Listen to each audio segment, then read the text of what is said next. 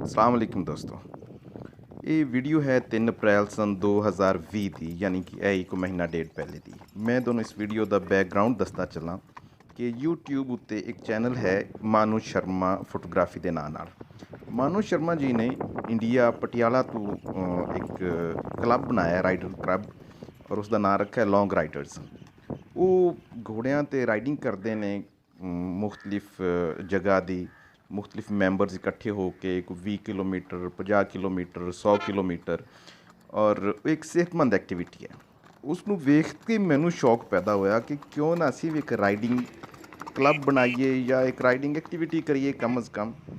3 ਅਪ੍ਰੈਲ ਨੂੰ ਅਸੀਂ ਗਏ ਆਪਣੇ ਇੱਕ ਦੋਸਤ ਸੁਹੇਬ ਹਾਂਸ ਸਾਹਿਬ ਵੱਲ।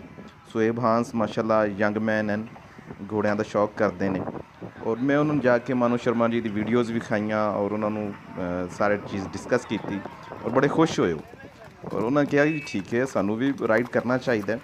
ਸੋ ਇਹ ਫਿਰ ਉਸ ਦਿਨ ਅਸੀਂ ਰਾਈਡ ਕੀਤੀ ਤਕਰੀਬਨ ਕੋਈ 20 ਕਿਲੋਮੀਟਰ ਦੀ। ਪਰ ਇਹ ਜਿਹੜੀ ਘੋੜੀ ਤੁਸੀਂ ਵੇਖ ਰਹੇ ਹੋ, ਇਹਦੇ 'ਤੇ ਇੱਕ ਘੋੜੀ 'ਤੇ ਮੈਂ ਸਵਾਰ ਹਾਂ, ਬਖਤਾਵਰ ਘੋੜੀ, ਔਰ ਦੂਸਰੀ ਮੇਰੀ ਘੋੜੀ ਬਿਜਲੀ ਜਿਹੜੀ ਹੈ ਉਹਦੇ 'ਤੇ ਮੇਰੇ ਉਸਤਾਦ ਅਮੀਨ ਸਾਹਿਬ ਸਵਾਰ ਨੇ। ਵੀਡੀਓ ਦੇ ਐਂਡ 'ਤੇ ਤੁਸੀਂ ਵੇਖੋਗੇ ਨਾਲ ਸੁਹੇਬ ਹਾਂਸ ਸਾਹਿਬ ਵੀ ਸ਼ਾਮਿਲ ਹੁੰਦੇ ਨੇ ਸਾਡੇ।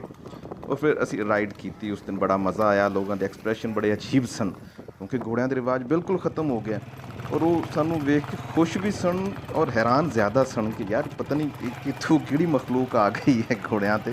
ਲੇਕਿਨ ਇੱਕ ਸਿਹਤਮੰਦ ਐਕਟੀਵਿਟੀ ਹੈ। ਇਹ ਵੀਡੀਓ ਕਲਿੱਪਸ ਜੋ ਤੁਸੀਂ ਵੇਖ ਰਹੇ ਹੋ, ਇਸ ਹਿਸਾਬ ਨਾਲ ਨਹੀਂ ਸੀ ਬਣਾਏ ਗਏ ਕਿ ਇਸ ਨੂੰ YouTube 'ਤੇ ਚਾੜਾਂਗੇ। ਇਹ ਤਾਂ ਵੈਸੇ ਅਸੀਂ ਯਾਦਗਾਰੀ ਤੌਰ 'ਤੇ ਕਲਿੱਪਸ ਬਣਾਏ ਸਨ, ਲੇਕਿਨ ਹੁਣ ਮੈਂ ਜ਼ਰੂਰੀ ਸਮਝਿਆ ਕਿ ਮੈਂ ਆਪਣੇ ਦੋਸਤਾਂ ਨਾਲ ਔਰ ਸ਼ੌਕੀਨ ਹਜ਼ਰਾਤ ਨਾਲ ਇਸ ਨੂੰ ਸ਼ੇਅਰ ਕਰਾਂ ਤਾਂ ਕਿ ਇਸ ਐਕਟੀਵਿਟੀ ਨੂੰ ਮਜ਼ੀਦ ਵਧਾਇਆ ਜਾਏ। ਘੋੜਸਵਾਰੀ ਬੜੀ ਸਿਹਤਮੰਦ ਵਰਜ਼ਿਸ਼ ਵੀ ਹੈ। ਇਹਦੇ ਵਿੱਚ ਦਿਮਾਗ ਵੀ ਤਾਜ਼ਾ ਰਹਿੰਦਾ ਹੈ, ਇਨਸਾਨ ਵੀ ਐਕਟਿਵ ਰਹਿੰਦਾ ਹੈ, ਪੈਸਾ ਜ਼ਾਇਆ ਨਹੀਂ ਹੁੰਦਾ। ਲਿਹਾਜ਼ਾ ਮੇਰੀ ਇਹ ਸੁਜੈਸਸ਼ਨ ਹੈ ਕਿ ਬਜਾਏ ਮਹਿੰਗੇ ਮੋਬਾਈਲਾਂ ਦਾ ਸ਼ੌਕ ਕਰਨਾ, ਮਹਿੰਗੀਆਂ ਗੱਡੀਆਂ ਦਾ ਸ਼ੌਕ ਕਰਨਾ, ਉਹਦੀ ਬਜਾਏ ਘੋੜਿਆਂ ਦਾ ਸ਼ੌਕ ਕਰੋ। ਇਹ ਬਹੁਤ ਹੀ ਸਿਹਤਮੰਦ ਐਕਟੀਵਿਟੀ ਹੈ, ਬਹੁਤ ਹੀ ਫ਼ਾਇਦੇਮੰਦ ਚੀਜ਼ ਹੈ। ਉਮੀਦ ਹੈ ਤੁਹਾਨੂੰ ਵੀਡੀਓ ਪਸੰਦ ਆਏਗੀ, ਜਾਂ ਸ਼ਾਇਦ ਨਾ ਵੀ ਆਏ ਤਾਂ ਮਤਲਬ ਮੈਂ ਜ਼ਰੂਰੀ ਸਮਝਿਆ ਕਿ ਮੈਂ ਤੁਹਾਨੂੰ ਸ਼ੇਅਰ ਕਰ ਦੇਵਾਂ।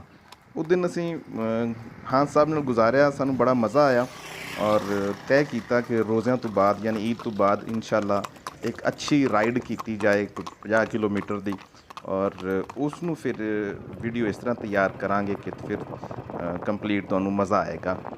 ਮੈਂ ਇੱਕ ਦਫਾ ਫਿਰ ਮਾਨੂ ਸ਼ਰਮਾ ਜੀ ਦਾ ਸ਼ੁਕਰੀਆ ਅਦਾ ਕਰਾਂਗਾ, ਧੰਨਵਾਦ ਕਰਾਂਗਾ ਜਿਨ੍ਹਾਂ ਸਾਨੂੰ ਗਾਈਡਲਾਈਨ ਦਿੱਤੀ, ਔਰ ਆਪਣੇ ਦੋਸਤਾਂ ਤੋਂ ਵੀ ਉਮੀਦ ਕਰਾਂਗਾ ਕਿ ਉਹ ਇਸ ਸ਼ੌਕ ਨੂੰ ਮਜ਼ੀਦ ਪ੍ਰਵਾਨ ਚੜ੍ਹਾਵਣਗੇ। ਬਹੁਤ ਬਹੁਤ ਸ਼ੁਕਰੀਆ।